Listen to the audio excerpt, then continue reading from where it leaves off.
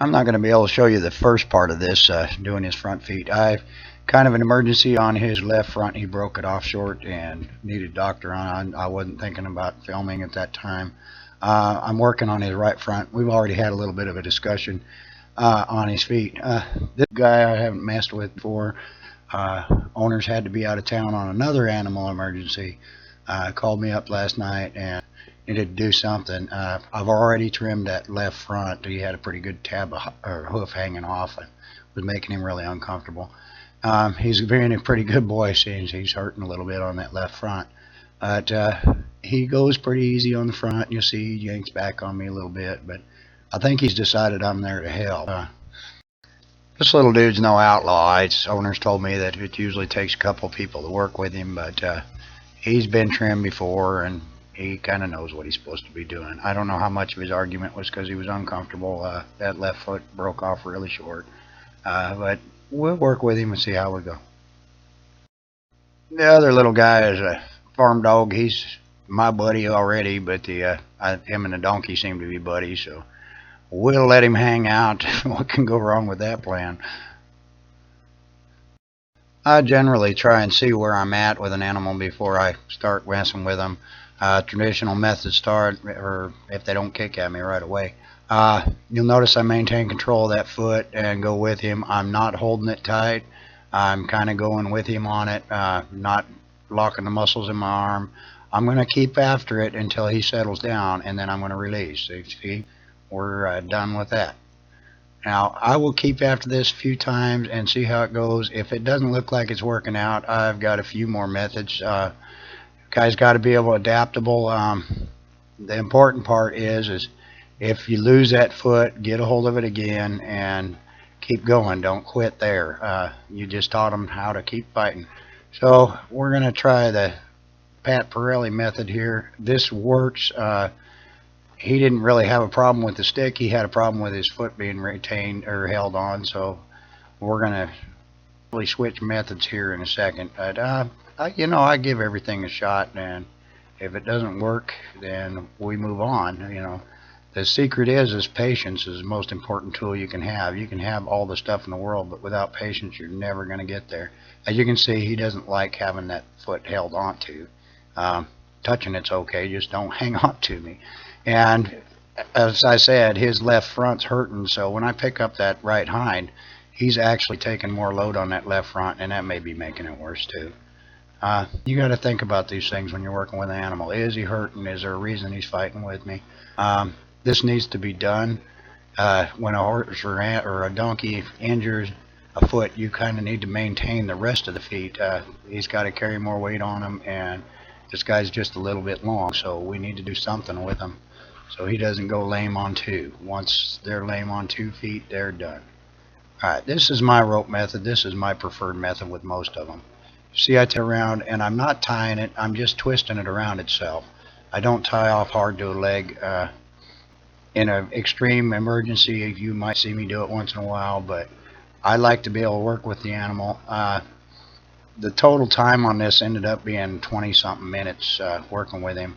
If you've ever been around trimming and shoeing, I've seen guys fight one a whole lot longer that were just trying to muscle their way through it. So you'll notice I'm keeping my head way high. These little guys can kick in 6 different directions, so go easy with them. These little guys, they're not too bad. They punch about like an NFL quarterback, so he's not going to kill me, but I suppose it's possible. But I kind of like them. Most farriers don't. I'm twisting again. I'm going to hold it up until he quits arguing with me about it. Now I'm going to put it down. And that right there was a release. That's when he learns. If you keep going and keep going and keep going, you're just going to make a bigger fight. I'll start out. As soon as he relaxes, I'll put it down. You'll notice every time I try to hold it up just a little bit longer. If he starts fighting again, I don't release. I may let it touch the ground, but I keep tension on it. Like I said, I don't like to tie off hard. That rope's just looped around, so I can let it go, and him and I can get away from each other. Your escape here is pretty important. I'm working on a hitching rail. I've got a string tied across there so he can't shoot under it. That turns into a circus when you're making laps around. he's still not comfortable with me handling that. In a second, you'll see me go get a pair of gloves. With the donkey, for some reason, I was taught by the guy I apprenticed under that a pair of gloves actually settle them down. Skin to hoof contact seems to be a problem for some of them. It doesn't work on 100% of them, but I don't know if they're more sensitive through the hoof wall or what, but it seems to work. It also protects your hand from a little guy kicking at you, so it's an idea. I'm going to do more pressure and release. When he settles down, I give him his foot back and tell him he's a good boy. Haven't found exactly what he likes. If you know a reward they like, I don't like to use feed, or they're in your pocket, but rewards work. This method works on mules too.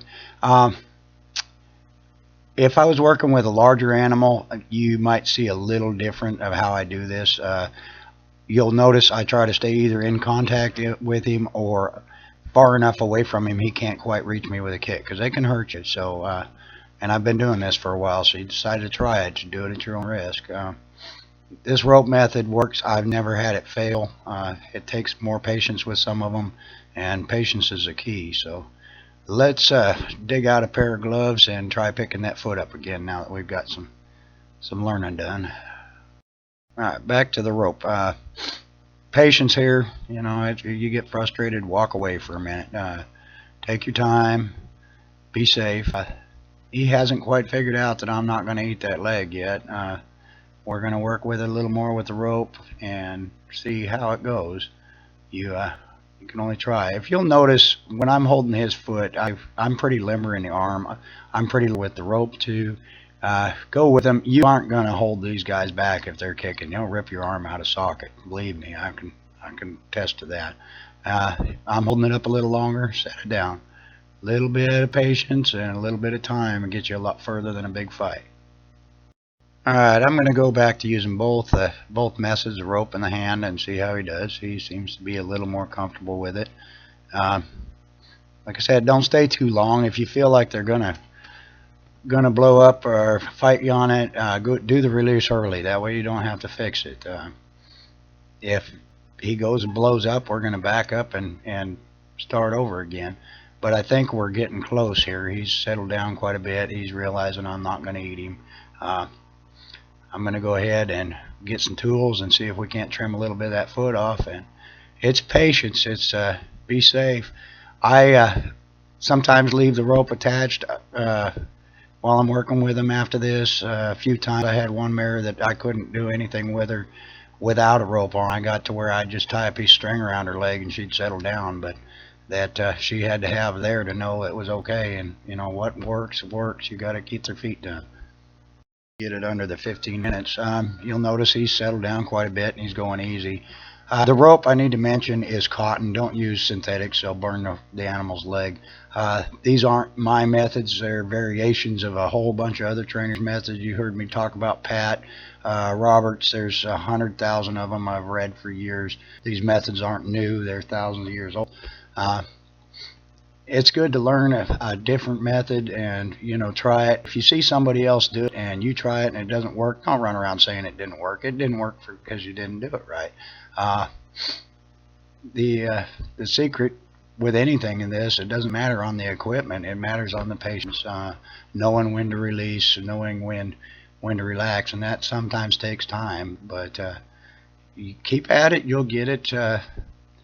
They're not all bad. Most of them are pretty easy going, but there are those ones that are bad and you can get hurt. I've been kicked in the head, I've been bit, had some bad things happen. I don't regret any of it. I love working with the animals and I love knowing that I'm helping them out. And if you'll see here, I'm making a buddy here that, you know, you can't replace that. Guys are like the mafia, the donkeys and mules. If they're your buddy, they're your buddy. If they're not, then watch out. Take it easy, and you gotta love a donkey. You'll notice he reverts here a little bit. When you go over to the other side, you gotta start from scratch. Same thing. We'll see if it works first. We'll be in the option to do it right, and if it doesn't work, then we'll move on to the other methods. Again, patience is the key here. Take it slow, take it easy, be safe, You can see there, I said we're all right. And I don't know, I didn't notice the dog behind me there. He may have been intimidating him a little bit. But, well, with donkeys and horses, they have two different sides of their brain. I'm sure you've heard the other trainers talk about it, but you have to teach on both sides. It's just not automatic. Um, be careful with this. Notice that rope's way too long and you can get tangled up in it, stepping in it. It's built for working with big animals. I don't usually use it with small animals, but I thought this little guy would be a pretty good demonstration of how it works. Same thing I did earlier. I'm going to hold and release, hold and release. You'll notice he tries to go with me here. That's a sign that we're getting somewhere. He doesn't feel threatened by me anymore. He kind of thinks I'm his buddy, and he kind of like to hang out with me. But he still thinks he needs to remind me he is a donkey. We worked through it, and gonna run into problems. You got to take your time, and when they go back, you start up and go back to where you were, and it'll always work out if you're patient. Now, when I stop for a second, when I go back, I'll assume that we're good again. I'll take it easy, take it slow, and give him the opportunity to do it right. I'll ask for a foot. You notice I don't just yank it out from under him. I'm using my arm now. I've quit using the rope. I think he's got the idea. He's just going to see how much further he can go with it. I take it easy. I don't hold hard. I hold onto the hoof hard, but I don't hold my arm stiff. I kind of go with it. If you try to muscle them, you're going to lose. There's no two ways about it. I've been doing this a long time. I know how to release and how to get away from them. So if you're starting out and you're not comfortable with it yet, use the rope. Don't get yourself hurt. And if you really need help, get professional help. I'd like to thank the owners of this little guy. I'm not mentioning their names because I told them I wouldn't, which I understand. They care about the little dude and want him patched up, and they sure didn't mind letting me film it. So thanks again. Thank all the horsemen that have been involved in my life directly and indirectly for lessons I've learned. I couldn't live this life without their knowledge and their help. There's nothing like knowing you helped the little guys out. Thanks again. Subscribe.